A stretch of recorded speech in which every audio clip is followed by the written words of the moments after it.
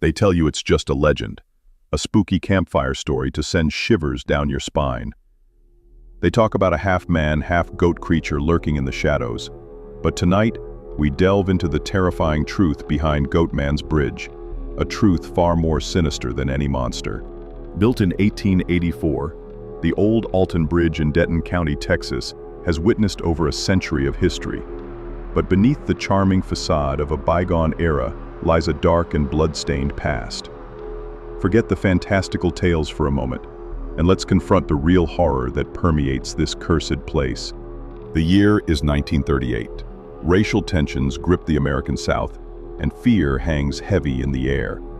An African-American entrepreneur named Oscar Washburn and his family tended a farmstead goat herd near the bridge that was renowned for quality meat, milk, cheeses, and hides. When the popular businessman proudly hung a sign on the Old Alton Bridge, directing "This way to the Goatman," it infuriated local Ku Klux Klansmen who plotted violence. His thriving business became a target of envy and hate for the local Ku Klux Klan. They couldn't stand to see a black man prosper. One sweltering August night, lynch mob of Kluxers' hatred boiled over. What followed was an act of unspeakable brutality. They stormed Washburn's shack and dragged the screaming Goatman to a noose waiting on the bridge, tightened the rope around the begging Oscar's neck, then mercilessly flung him over the side. This iron structure, a monument that would forever be stained by their evil, was the sole witness to this demonic act. They didn't just murder him, they strung him up from the rafters of this bridge, leaving his lifeless body swaying in the night wind. But their cruelty knew no bounds. The next day, the night riders returned to revel in their horrific deed. What they found sent a shockwave of terror through their depraved ranks. An inexplicably empty noose dangling over undisturbed waters. Oscar's body was gone. Their twisted satisfaction turned to a primal fear. Where had he gone? Had he somehow survived their monstrous act? Out of panic, the Klansmen frantically searched the area unsuccessfully before rushing to Washburn's shanty, setting it afire with the Goatman's wife and young children shrieking inside, trying to bait a desperate rescue attempt by the now vanished Oscar. What they found eventually was even more chilling. A gruesome discovery that would forever link this bridge to unimaginable horror. Oscar's head was found, impaled upon a fence post, a grotesque trophy of their hate. This act of utter barbarity left an indelible stain on the land, a wound that refuses to heal. And some say the bridge itself absorbed the terror, the agony, the sheer evil of that night.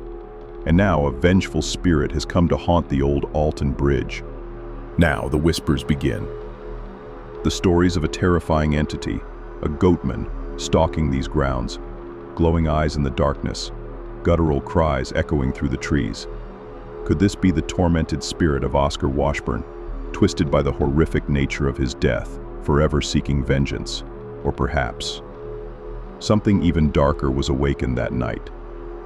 Some believe the raw evil committed here ripped a hole in the veil between worlds, allowing something malevolent to take root. The goat imagery, they say, is a twisted mockery of Oscar's life, a constant reminder of the injustice he faced. Locals and thrill-seekers alike have reported terrifying encounters on this bridge.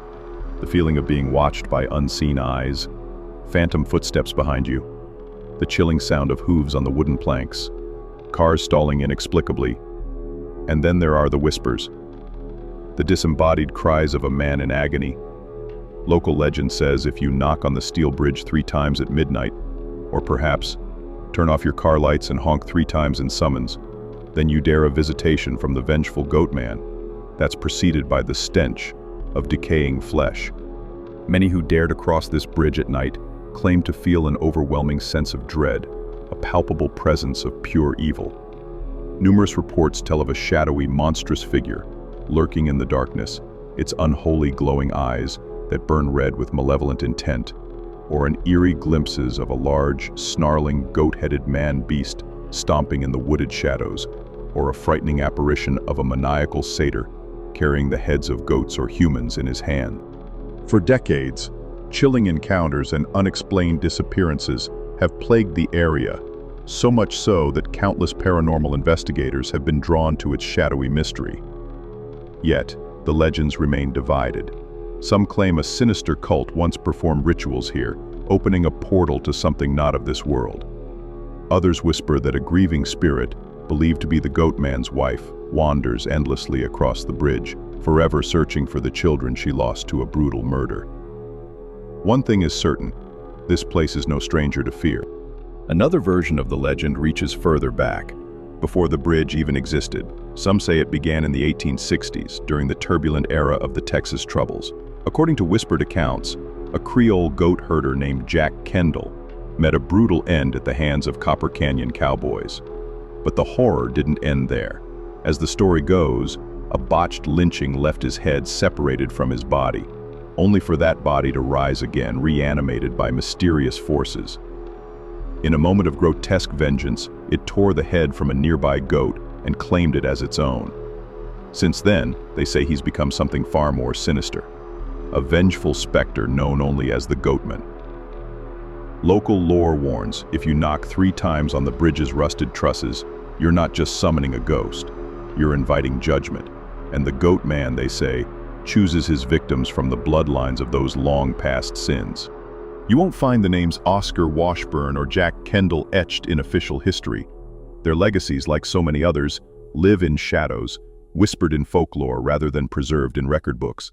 We give ghosts names not because we know them, but because we need to believe we can. As one storyteller once said, "Don't let facts get in the way of truth." History often paints a polished picture, written by the powerful to suit their own legacy. But spirits, they have a way of unraveling those neat little lies.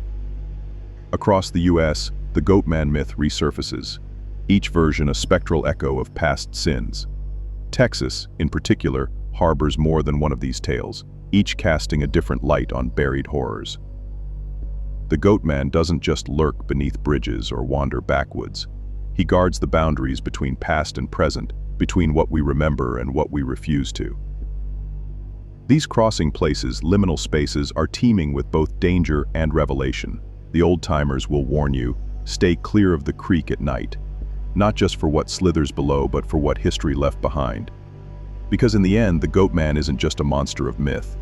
He's a warning, a reminder that forgetting the darkness of our past doesn't spare us from its return. Whether it's the tormented spirit of Oscar Washburn, or something far more sinister drawn to the lingering darkness, one thing remains clear. Goatman's Bridge is not a place to be trifled with. Its history is steeped in tragedy and brutality, and the echoes of that horror continue to resonate. They call it a legend. We call it a warning. Heed it. Stay away from Goatman's Bridge. Some doors are better left unopened. Some horrors are best left undisturbed.